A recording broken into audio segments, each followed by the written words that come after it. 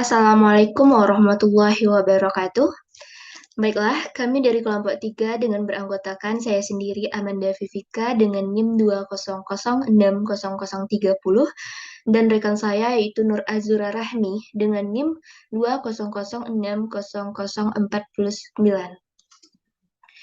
Baiklah, kami akan menjelaskan materi yang berkaitan dengan judul neraca pembayaran, bantuan, dan investasi asing.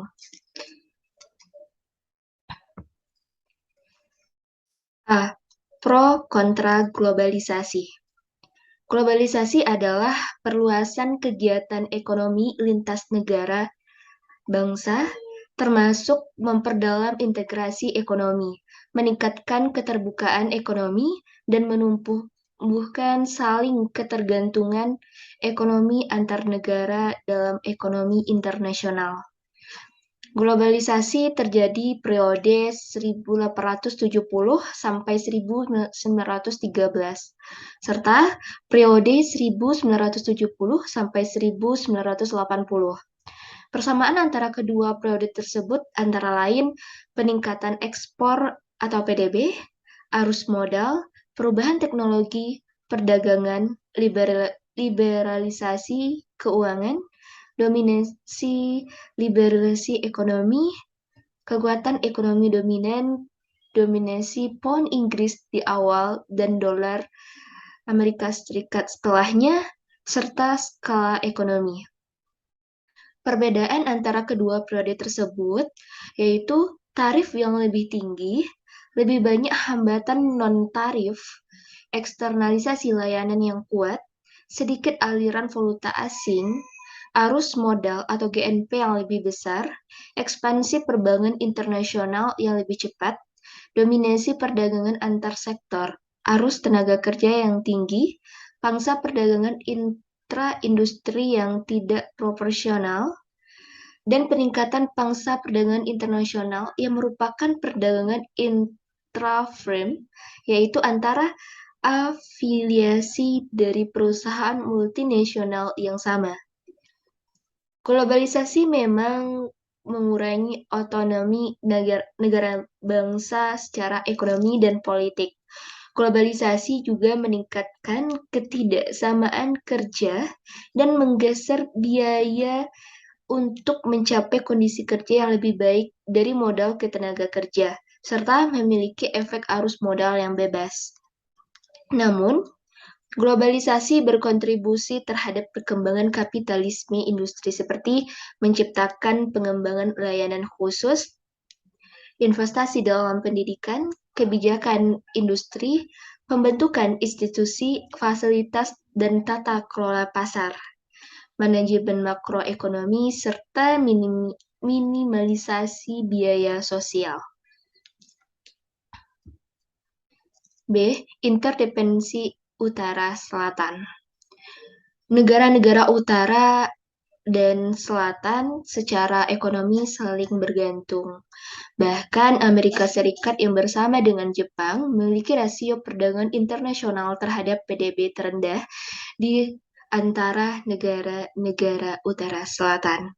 Lebih bergantung pada dunia ketiga pada awal 1990-an, awal 1970. Pangsa perdagangan Amerika Serikat dengan dunia ketiga lebih banyak daripada Jepang, Kanada, Uni Eropa, Australia, atau Selandia Baru. Pada tahun 2002, 54% konsumsi minyak bumi Amerika Serikat diimpor, yang 95%-nya berasal dari dunia ketiga. Pada tahun yang sama, impor dari dunia ketiga sebagai presentasi dari total konsumsi tinggi untuk sejumlah mineral vital. Pada tahun 1980, sebuah komisi independen yang terdiri dari 20 diplomat dari 5 benua yang diketahui oleh mantan konselir Jerman, Willy Brandt, menekankan bahwa interdependence menciptakan kepentingan bersama oleh utara dan selatan dalam mereformasi tatanan ekonomi dunia. Namun, pada 1980-an, pemerintah LDC tidak puas dengan kurangnya kemajuan yang dibuat oleh Konferensi Utara Selatan dalam membentuk kembali lembaga ekonomi internasional baru. Di antara pemerintah utara, Amerika Serikat yang masih menjadi pedagang, bankir, investor, dan pemberi bantuan utama dunia. Meskipun mengalami penurunan relatif dalam kekuatan ekonomi internasional abad ke-20 adalah yang paling vokal dalam menyatakan bahwa perubahan besar dalam ekonomi internasional lembaga tidak dalam kepentingan Amerika Serikat dan mungkin manfaat yang terbatas bahkan untuk LDCs. Di masa lalu, para ekonom mengatakan bahwa ketika Amerika Serikat bersin, Eropa dan Asia terkena pneumonia. Tetapi Amerika Serikat mungkin tidak lagi menjadi satu-satunya negara adidaya ekonomi karena selama 40 tahun terakhir siklus bisnis Amerika Serikat menjadi kurang sinkron dengan siklus di seluruh dunia. C. Arus modal. Persamaan berikut menunjukkan pendapatan Y sama dengan pengeluaran. Pendapatan nasional juga dihitung dari sisi pengeluaran. Y sama dengan C tambah I tambah X dikurang M. Yang mana C itu adalah konsumsi, I adalah suku bunga. X ekspor dan M impor. Tabungan adalah bagian dari pendapatan nasional yang tidak digunakan untuk konsumsi. Yang rumusnya S sama dengan Y dikurang konsumsi.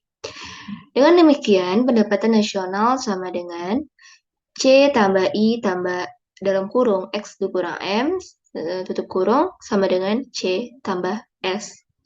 Persamaan di atas menyatakan bahwa suatu negara dapat meningkatkan investasi melalui tabungan domestiknya sendiri dan dengan arus masuk modal dari luar negeri. LDCs memperoleh aliran modal masuk dari luar negeri ketika lembaga dan individu di negara lain memberikan hibah atau membuat pinjaman atau investasi untuk membayar defisit barang dan jasa. Aliran masuk dana asing memungkinkan suatu negara untuk membelanjakan lebih banyak daripada yang dihasilkan, mengimpor lebih banyak daripada mengekspor, dan berinvestasi lebih banyak daripada tabungannya. Dan dengan demikian mengisi kesenjangan yang membatasi pembangunan. Sebuah studi menunjukkan bahwa tanpa impor barang modal, LDC mengalami surplus ekspor.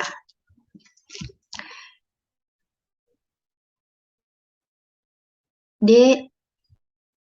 Analisis dua jurang. Faktor-faktor tersebut adalah keterbatasan, kesenjangan ketabungan, dan kesenjangan devisa. Pada tahap 1,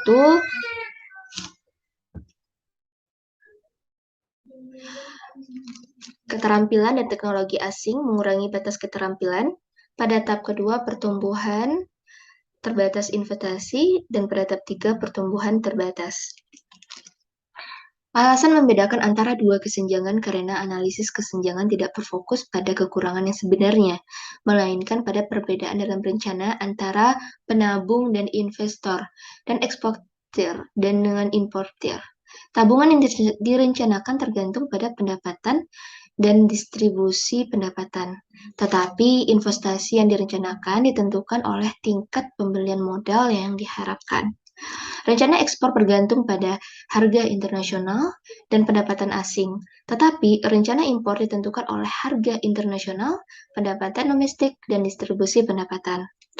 Pada tahap pengembangan awal, pertumbuhan kemungkinan akan dibatasi oleh investasi.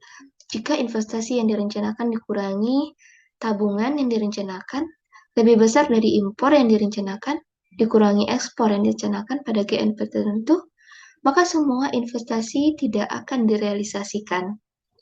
Bantuan luar negeri yang dibutuhkan sama dengan yang lebih besar untuk kesenjangan tabungan. Impor modal ini akan menghilangkan batasan yang ditempatkan investasi pada pertumbuhan.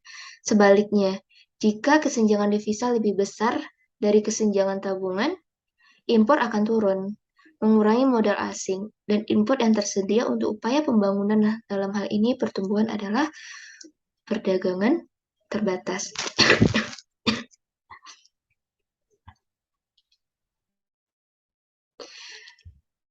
Sekian dari saya, selanjutnya materi akan dilanjutkan oleh rekan saya, yaitu Nur Azurah Rahmi. Baiklah, materi selanjutnya yaitu tahap-tahap dalam neraca pembayaran. Membayar kembali pinjaman mengharuskan suatu negara untuk memproduksi lebih dari yang dibelanjakan, menabung lebih banyak daripada yang diinvestasikan, dan mengekspor lebih banyak daripada yang diimpor. Namun melakukannya tidak terlalu sulit karena faktanya ini hal yang biasa bagi negara industri baru untuk menghadapi hutang yang terus meningkat. Contohnya seperti Amerika Serikat, negara debitur muda dan berkembang, namun melanjutkan ke tahap berikutnya menjadi negara debitur yang matang.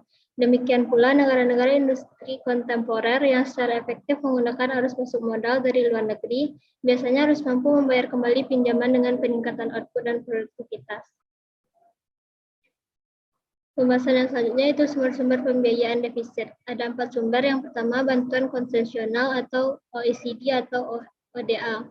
Bantuan pembangunan resmi termasuk hibah atau pinjaman pembangunan dalam jangka waktu lebih dari 1 tahun kepada negara maju dengan persyaratan keuangan lunak oleh lembaga resmi. Para ekonom membedakan pinjaman lunak yang memiliki setidaknya elemen hibah 25% dari pinjaman dengan standar bankir.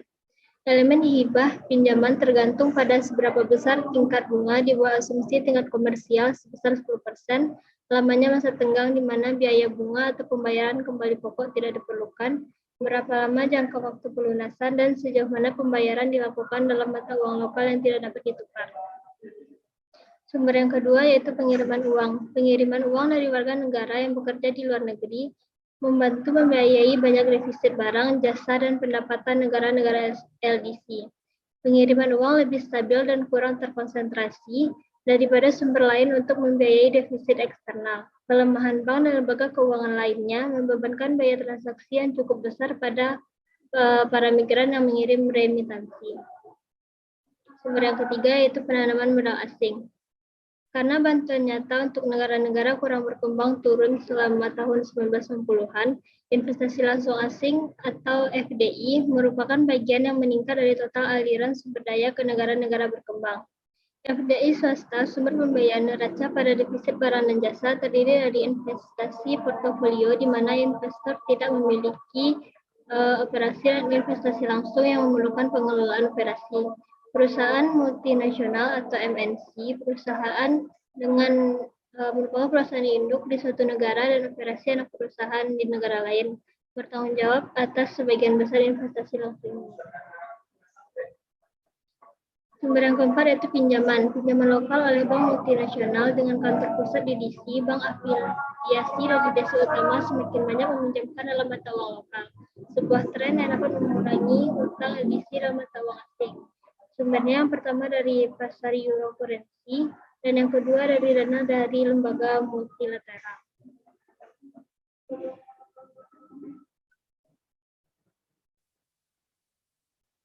Materi selanjutnya yaitu arus modal dari negara sedang berkembang ke negara maju.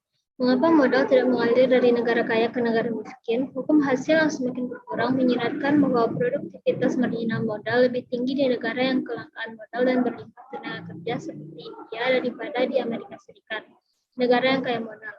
Lukas menduga bahwa modal dari DC di LDC menghadapi ketidaksempurnaan dan pembatasan pasar modal, khususnya lembaga dan kebijakan ekonomi serta risiko politik yang mempersulit pelaksanaan perjanjian pinjaman internasional.